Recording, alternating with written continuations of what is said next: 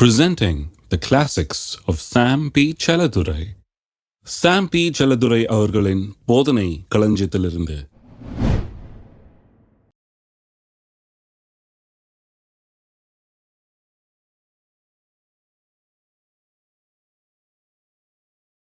Mark 11:24. ஆதலால் நீங்கள் ஜெபம் பண்ணும்போது எவைகளை கேட்டுக்கொள்வீர்களோ அவைகளை பெற்றுக்கொள்வோம் என்று விசுவாசியுங்கள், அப்பொழுது அவைகள் உங்களுக்கு உண்டாகும் என்று சொல்லுகிறேன். 100% பதிலை பெறுகிற அளவுக்கு எப்படி ஜெயிப்பது என்பதை குறித்து சில காரியங்களை சொல்லி வருகிறேன். முதல் காரியம் என்ன சொன்னேன்? முதலாவது, தேவன் உங்களுடைய ஜெபத்துக்கு பதிலளிக்க விரும்புகிறார் என்பதை குறித்த ஒரு நிச்சயத்தை உள்ளத்திலே வளர்க்க வேண்டும். அதுதான் ஃபர்ஸ்ட் ஸ்டெப். ரெண்டாவது ஸ்டெப் சொன்னேன், உங்களுக்கு என்ன தேவை, நீங்கள் எதை விரும்பி கேட்டுக்கொள்வீர்கள் என்பதை குறித்து தேவனுடைய வார்த்தையிலிருந்து தீர்மானியுங்கள். உங்களுக்கு என்ன தேவை, எதை விரும்ப போகிறீர்கள், எதை கேட்டுக்கொள்ளப் போகிறீர்கள், என்னத்துக்காக விண்ணப்பிக்க போகிறீர்கள், ஜெபிக்கும் போது எதை கேட்க போகிறீர்கள் என்பதை எப்படி நிர்ணயிப்பது? தேவனுடைய வார்த்தையிலிருந்து. அங்க வார்த்தையில் அது சொல்லி இருக்கிறது என்றால் நிச்சயமாக நான் அதை கேட்டு பெற்றுக்கொள்ள முடியும். வார்த்தையிலிருந்து தான் நம்முடைய ஆசைகள் உருவாக வேண்டும், வார்த்தையிலிருந்து தான் நம்முடைய விருப்பங்கள் உருவாக வேண்டும், வார்த்தையிலிருந்து தான் நம்முடைய ஜெபம் உருவாக வேண்டும். இதைத்தான் நான் சொன்னேன் ரெண்டாவது ஸ்டெப்பாக. மூன்றாவது ஸ்டெப் போன வாரம் ஆரம்பித்தோம், இன்றைக்கு தொடரப் போகிறேன். மூன்றாவது ஸ்டெப் என்ன தேவை என்பதை தேவனிடத்தில் கேளுங்கள். நீங்கள் எதை விரும்புகிறீர்களோ அதை தேவனிடத்தில் கேளுங்கள். கேட்டுவிட்டு அதை பெற்று கொண்டோம் என்று விசுவாசிக்க வேண்டும். எல்லாரும் சொல்லுங்க, என்னுடைய தேவைகளை கேட்டு அதை பெற்று கொண்டோம் என்று விசுவாசிக்க வேண்டும். இப்போ 24ஆம் வசனத்தில் வாசிக்கும் போது, நீங்கள் ஜெபம் பண்ணும் போது எவைகளை கேட்டுக்கொள்வீர்களோ அவைகளை பெற்றுக் கொள்வோம் என்று விசுவாசியுங்கள் என்று இங்கே வாசிக்கிறோம். ஆனால் உங்களுக்கு அநேக வேத மொழிபெயர்ப்பு, ஆங்கில மொழிபெயர்ப்பு சுலபமாக வாசித்து காண்பித்தேன். இதில் கிரீக்லலாம் போக விரும்பலை. ஏனென்று சொன்னால் வேத மொழிபெயர்ப்புகளே அநேக நேரத்தில் இதில் இருக்கிற சில தவறுகளை திருத்துகிற வண்ணம் எழுதப்பட்டிருக்கிறது. இப்போ சமீபமாக வந்திருக்கிற மொழிபெயர்ப்புகள், அந்த ஆங்கில மொழிபெயர்ப்புலேருந்து நான் வாசித்து காண்பித்தேன். ஒரு மொழிபெயர்ப்பு சொல்கிறது பிலீவ் தட் யூ ரிசீவ் இட்னு. ரிசீவ் இட்னா ரிசீவ் பண்ணிட்டீங்களா இல்லை பண்ண போறீங்களான்றதை பற்றி பெரிய குழப்பமாக இருக்குது. ஆனால் அநேக மற்ற மொழிபெயர்ப்புகள் இது திட்டவட்டமாக எழுதுகிறது, believe that you have received it. இன்னொரு மொழிபெயர்ப்பு திட்டவட்டமாக சொல்லுது, believe that you have it, பெற்று கொண்டோம் என்று விசுவாசிகள் சொல்லியிருக்குது. இன்னொரு மொழிபெயர்ப்பு அது உங்களுக்கு உண்டாயிருக்கிறது என்பதே விசுவாசிகள் என்று சொல்லியிருக்கிறது. அப்போ நாம் கேட்கிறோம், என்ன கேட்க வேண்டும் என்று தேவனுடைய வார்த்தையிலிருந்தே நம்ம ஒரு முடிவுக்கு வந்துட்டோம், இதெல்லாம் கேட்க போகிறோம்னு. அப்புறம் அதை கேட்கிறோம், கேட்டுவிட்டு கேட்டவற்றை பெற்றுக்கொண்டோம், அது நம்முடையது என்று நாம் விசுவாசிக்க வேண்டும் என்பதை குறித்து நான் நேற்று போதிக்க ஆரம்பித்தேன். அதைத்தான் போதித்து வருகிறேன். அதை தொடர்ந்து இன்றைக்கு பார்ப்போம். இன்னும் கொஞ்சம் பெற்றுக்கொண்டோம் என்பதை நாம் விசுவாசிக்க வேண்டும். இதில் ஒரு முக்கியமான காரியத்தை நான் உங்களுக்கு சுட்டி காண்பிக்க விரும்புகிறேன். நீங்கள் எதை விரும்புகிறீர்களோ அதை பெற்றுக்கொள்வீர்கள்னு எழுதி இல்லை. கொஞ்சம் அதிர்ச்சி வைத்தியம் கொடுக்கணும், அப்போ தான் கொஞ்சம் இறங்கும் உள்ள. நீங்கள் எதையெல்லாம் விரும்புகிறீர்களோ அதை பெற்றுக்கொள்வீர்கள் என்று எழுதி இல்லை. ஏன்னா நிறைய பேர் நினைக்கிறாங்க நான் விரும்பினா போதும் அதை பெற்றுக்கொள்வேன் என்று. கிடையாது. எதை விரும்புகிறீர்களோ அதை பெற்றுக்கொள்வீர்கள் எழுதி இல்லை. ஏனென்றால் ஆங்கில மொழிபெயர்ப்பில் எப்படி வருது, what things ever you desire when you pray believe that you receive them and you will have them சொல்லி. விருப்பம் அதில் இருக்குது, அதில் ஒரு பங்காக இருக்கிறது. ஆனால் எதை விரும்புகிறோமோ அதை பெற்றுக்கொள்வோம் என்று அவ்வளோ சிம்பிளாக கிடையாது. இன்னொன்று சொல்லுகிறேன், நீங்கள் எதை விசுவாசிக்கிறீர்களோ அதை பெற்றுக்கொள்வீர்கள்னு கூட சொல்லலை, திட்டவட்டமாய் சொல்லி இருக்கிறது. நீங்கள் ஜெபம் பண்ணும்போது எவைகளை பெற்று கொண்டோம் என்று விசுவாசிக்கிறீர்களோ அவைகளை நீங்கள் விரும்பி கேளுங்கள், அவைகளை பெற்றுக்கொள்வீர்கள். இருக்கீங்களா? ஜெபம் பண்ணும்போது நீங்கள் எவைகளை விரும்பி கேட்டுக்கொள்வீர்களோ அவைகளை பெற்று கொண்டோம் என்று விசுவாசிங்கள், அப்பொழுது அவைகள் உங்களுக்கு உண்டாகும் என்று சொல்லப்பட்டிருக்கிறது. ஆகவே வெறும் விருப்பம் அல்ல, வெறும் உள்ளத்தில் விசுவாசம் அல்ல, பெற்று கொண்டோம் என்கிற விசுவாசம், இது என்னுடையது என்கிற விசுவாசம் இருக்க வேண்டும் என்று திட்டவட்டமாக வேத வசனம் போதிக்கிறது. இதை குறித்து சென்ற வாரத்தில் சில விளக்கங்களை சொன்னேன். அது இன்னும் கொஞ்சம் அதிகமாக சொல்ல வேண்டியது இருக்கு. ஏன்னா அது நல்லா புரிந்து கொள்ளணும். இது கொஞ்சம் அநேகருக்கு இது கேட்டிருக்க மாட்டீங்க முன்ன. எப்படி இது என்ன சொல்லுது இங்கே? பெற்று கொண்டோம் என்று விசுவாசிக்கணுமா, அப்பொழுது பெற்று கொள்வோமா? பெற்று கொண்டோமா இல்லையா? பெற்று கொண்டோம்னு சொன்னால் அப்புறம் ஏன் பெற்று கொள்வோம் என்று சொல்லி இருக்குது? பெற்று கொண்டோம் என்று விசுவாசிங்கள், அப்பொழுது பெற்று கொள்வீர்கள் இருக்கே, இது என்ன அப்படின்னு அநேகர்கள் கேட்கிறார்கள். அதுக்காக தான் போன வாரத்தில் விளக்கம் சொல்ல ஆரம்பித்தேன். எப்படி அதை விளக்குகிறது? ஏன் பெற்று கொண்டோம் என்று விசுவாசிக்க வேண்டும், அப்பொழுது பெற்று கொள்வோம் என்று சொல்லி இருக்கிறது? பெற்று கொண்டோம்னா அப்போ இருக்கணுமே, அப்புறம் எப்படி பெற்றுக்கொள்வோம் என்று சொல்லலாம்? இதுக்காக தான் போன வாரத்தில் ஒரு பெரிய விளக்கத்தை ஒன்று கொடுத்தேன். அது என்ன? ஆவிக்குரிய உலகம், சரீர பிரகாரமான உலகம் என்று 2 விதமான உலகம் இருக்கிறது இல்லையா? தேவன் ஆவியா இருக்கிறார். நாம் இந்த சரீரத்தில் இருக்கிறோம், நாம் இந்த பூமியில வாழுகிறோம். தேவன் ஆவியா இருக்கிறார். இந்த சரீர பிரகாரமான இந்த பூமியை யார் உண்டாக்கினது? ஆவியா இருக்கிற தேவன் உண்டாக்கினார். அப்ப ஆவியா இருக்கிற தேவன், இந்த காணக்கூடாத தேவன், இந்த காணக்கூடிய அளவில் இருக்கிறது பூமியை உண்டாக்குனபடினாலே நான் கேட்கிறேன், காணக்கூடாதது பெருசா காணக்கூடியது பெருசா? காணக்கூடாதுதான் பெருசு. ஏன்? காணக்கூடாதுல இருந்து தான் காணக்கூடியது வந்தது. இந்த காணக்கூடிய உலகம் காணக்கூடாத தேவனிடத்திலிருந்து வந்தது. ஆவிக்குரிய மண்டலத்திலிருந்து உருவானதுதான் இந்த இயற்கை மண்டலம், இயற்கை உலகம் என்பது. ஆகவே இந்த காணக்கூடிய காரியங்களை காட்டிலும் காணக்கூடாத காரியங்கள் அதிக நிச்சயமானவைகள், பெரியவைகள், மகத்துவமானவைகள். ஏனென்றால் அதிலிருந்து தான் எல்லாமே உருவாகி வந்தது என்பதை குறித்து நாம் பார்த்தோம். அப்ப வேதவசனம் சொல்லுகிறது, கர்த்தராகிய இயேசு கிறிஸ்துவின் மூலமாக நம்மை எல்லா விதமான ஆவிக்குரிய ஆசீர்வாதங்களால் நம்மை ஆசீர்வதித்திருக்கிறார். அப்ப ஆவிக்குரிய ஆசீர்வாதங்கள்னு சொன்னா நான் என்ன சொல்லுகிறேன்? என்னுடைய ஆசீர்வாதங்கள் எல்லாம் ஆவிக்குரிய ரீதியிலே வைக்கப்பட்டிருக்கிறது. ஹலோ, அப்படின்னா என்ன அர்த்தம்? என்னால் இப்ப கண்ணில் பார்க்க முடியல, ஐஸ்வர்யம் எனக்கு வைக்கப்பட்டிருக்கிறது. அவர் ஐஸ்வர்யம் உள்ளவராயிருந்தும் என்னுடைய தரித்திரம் நீங்கும்படியாக, என்னுடைய சாபக்கேடுகள் நீங்கும்படியாக, என்னுடைய குறைகள் நீங்கும்படியாக அவர் என் நிமித்தமாக தரித்திரரானாரே என்று எழுதியிருக்கிறது. என் தரித்திரத்தை அவர் சுமந்து தீர்த்துட்டார், அவர் என் தரித்திரத்தை எடுத்து போட்டார், அவருடைய ஐஸ்வர்யம் எனக்கு சொந்தம் சொல்லியிருக்குது. ஆனால் நீங்க சொல்லலாம், ஐயா பாக்கெட்ல ஒன்றும் இல்லையா, நீங்க என்ன பிரசங்கம் பண்றீங்க? அவர் தரித்திரத்தை எடுத்துக்கிட்டாருன்றீங்க, ஆனா எனக்கு ஒன்றும் இல்லையே, கையில ஒன்றும் இல்லையேன்றீங்க. அதுதான் பிரசங்கம் பண்ணிட்டு இருக்க. அப்போ எப்படின்னு நான் என்ன சொல்லுகிறேன்? ஐஸ்வர்யம் உங்களுக்கு உண்டு. எங்கேயா உண்டு? உண்டுனா கையில இல்லையே. கையில இருக்கிறத பற்றி பேசல நானு. ஆவிக்குரிய விதத்திலே தேவன் எல்லா ஆசீர்வாதங்களாலும் ஆவிக்குரிய ரீதியில உங்களை ஆசீர்வதித்து விட்டார். அப்ப ஐஸ்வர்யம் என்கிறது ஆவிக்குரிய ரீதியில அது இருக்கிறது. சுகம் என்கிறது ஆவிக்குரிய ரீதியில இருக்கிறது. அவருடைய தழும்புகளால் நான் குணமானேன் என்று எழுதி இருக்கிறது. என் நோய்களை எல்லாம் அவர் சுமந்து, என் வேதனைகளை எல்லாம் அவர் ஏற்றுக்கொண்டார் என்று வேதவசனம் எழுதுகிறது.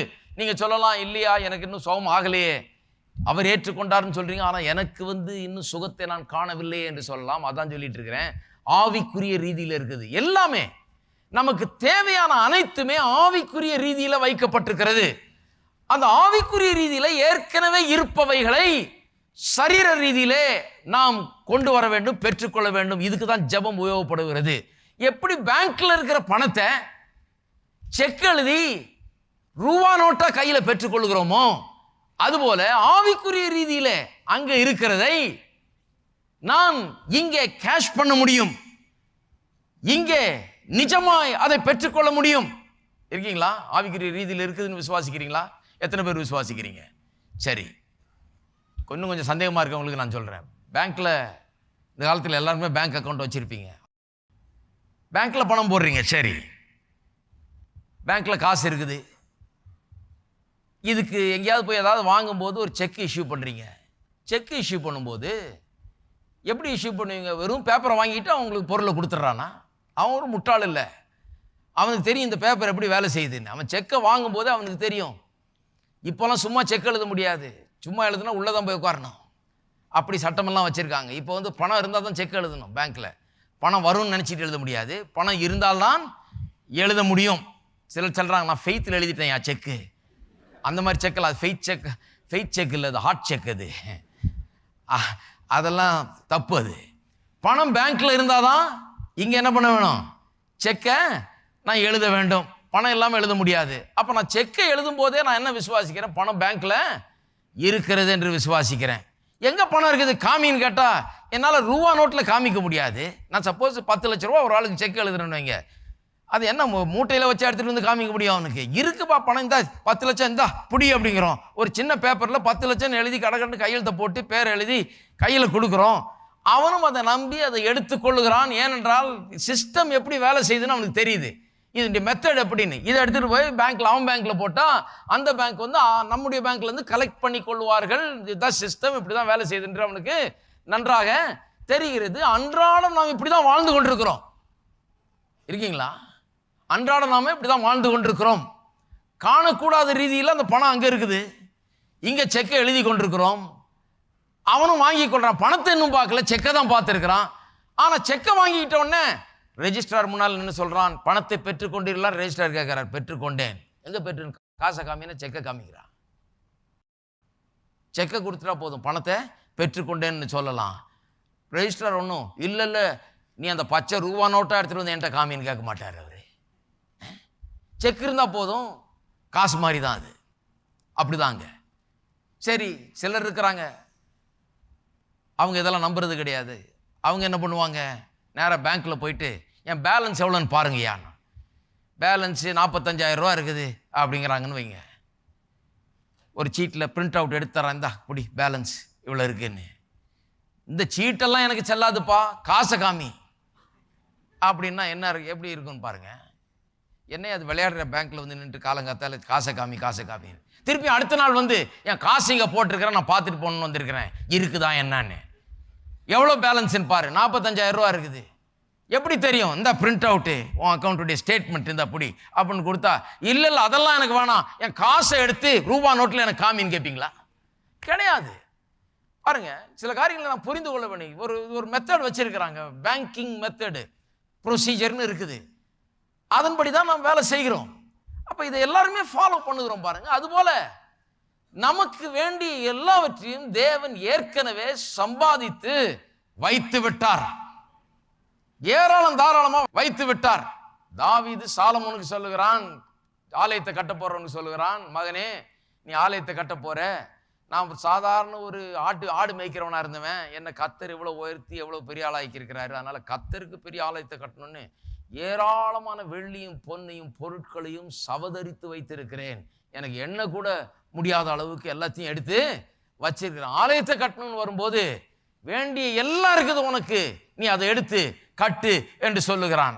அப்படி ஒரு ஆடு மேய்க்கிறவன் கத்தரால் ஆசீர்வதிக்கப்பட்டவன் அப்படி செய்தானா, அவரை ஆசீர்வதித்த கத்தர் நமக்காக எவ்வளவு சேர்த்து வச்சிருப்பாருன்னு கொஞ்சம் பாருங்க. இருக்கீங்களா? கர்த்தர் சொல்றார், உனக்கு வேண்டிய எல்லாவற்றையும் நான் ஏற்படுத்தி வைத்திருக்கிறேன். எவ்வளவு ஏற்படுத்தி வைத்திருக்கிறார்? ஏராளம் தாராளமாக. நம்முடைய ஆவி, ஆத்மா, சரீரம், குடும்பம், பொருளாதாரம் என்று எல்லா ரீதியிலும் நமக்கு தேவையான எல்லாம் அவர் ஏற்படுத்தி வைத்திருக்கிறார். எந்த ரீதியில் வைத்திருக்கிறார்? ஆவிக்குரிய ரீதியெல்லாம் எல்லாம் வைக்கப்பட்டிருக்கிறது. அதை எப்படி பெறுவது என்பதை பார்ப்போம், கொஞ்சம் தெளிவாக பார்ப்போம். 2 பேதுரு 1 அதிகாரம் 3-4 வசனம். தம்முடைய மகிமையினாலும் காருண்யத்தினாலும் தம்மை அழைத்தவரை அறிகிற அறிவினாலே ஜீவனுக்கும் தேவ பக்திக்கும் வேண்டிய யாவற்றையும் அவருடைய திவ்ய வல்லமையானது நமக்கு தந்துள்ளதுமன்றி, பாருங்க, ஜீவனுக்கும் தேவ பக்திக்கும் வேண்டிய யாவற்றையும் அவருடைய திவ்ய வல்லமையானது நமக்கு தந்துள்ளதுமன்றி என்ன சொல்லுகிறது? நம்முடைய ஜீவனத்துக்கும் தேவ பக்திக்கும், அதாவது தேவனுக்காக நாம் வாழக்கூடிய வாழ்க்கைக்கு என்னென்ன தேவையோ, நம்முடைய இந்த உலக பிரகாரமான வாழ்க்கைக்கு என்ன தேவையோ, அதாவது ஆவிக்குரிய ஜீவியத்துக்கு வேண்டிய தேவைகள், இந்த உலக பிரகாரமான ஜீவியத்துக்கு வேண்டிய தேவைகள், ரெண்டுத்தையும் அவருடைய திவ்ய வல்லமையானது நமக்கு ஏற்கனவே கொடுத்திருக்கிறது என்று சொல்லுகிறது. தந்தருளினமன்றி, அது கொடுத்தது மட்டுமல்லாமல் அப்படின்னு சொல்லி இருக்குது. கொடுத்து விட்டாராம். எத்தனை பேர் கொடுத்து விட்டார்னு விசுவாசிக்கிறீங்க? ஜீவனத்துக்கும் தேவ பக்திக்கும், எல்லாரும் சொல்லுங்க, ஜீவனுக்கும் தேவ பக்திக்கும்.